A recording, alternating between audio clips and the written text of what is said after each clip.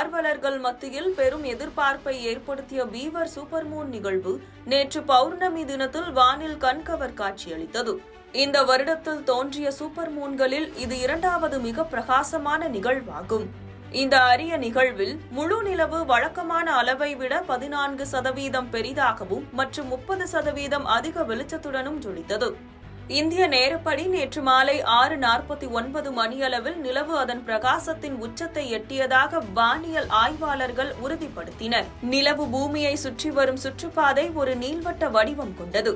இந்த பாதையில் நிலவு பூமிக்கு மிக அருகில் வரும் புள்ளி பெரிஜி எனப்படுகிறது. முழு நிலவானது இந்த பெரிஜி புள்ளிக்கு மிக அருகில் வந்தபோதுதான் சூப்பர் மூன் நிகழ்வு உருவானது. இதன் காரணமாகவே நிலவு பெரியதாகவும் பிரகாசமாகவும் தோன்றியது. குறிப்பாக கடந்த 2019 ஆண்டுக்கு பிறகு இத்தகைய பிரகாசத்துடன் நிலவு தோன்றியிருப்பது குறிப்பிடத்தக்கது.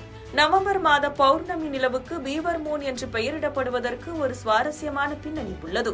நவம்பர் மாத முழு நிலவுக்கு பீவர் மூன் என்று பெயரிடப்படுவது வட அமெரிக்க பழங்குடி மக்களின் பாரம்பரியத்திலிருந்து வந்தது.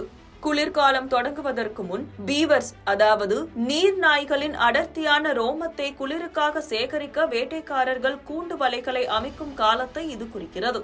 அத்துடன் நீர் நாய்கள் குளிர்காலத்திற்கான தங்கும் இடங்களை கட்டத் தொடங்கும் காலத்தையும் இது குறிப்பதாக சில குறிப்புகள் தெரிவிக்கின்றன.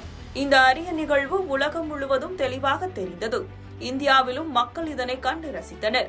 எனினும் சென்னை, கோவை, மதுரை போன்ற நகர்ப்புறங்களில் உள்ள ஒளி மாசு காரணமாக முழு நிலவை படம் பிடிக்க விரும்பியவர்கள் ஒளி மாசு குறைவாக உள்ள தொலைதூர இடங்களை தேர்வு செய்யுமாறு ஆய்வாளர்கள் அறிவுறுத்தியிருந்தனர். குறிப்பாக சென்னையில் வசித்தவர்கள் ஒளி மாசு குறைவாக காணப்படும் வாணியம்பாடி பகுதியில் உள்ள வைனு பப்புகோள் ஆய்வக பகுதிக்கு சென்று பிரகாசமான நிலவை படம் பிடிக்கலாம் என்றும் தெரிவிக்கப்பட்டிருந்தது.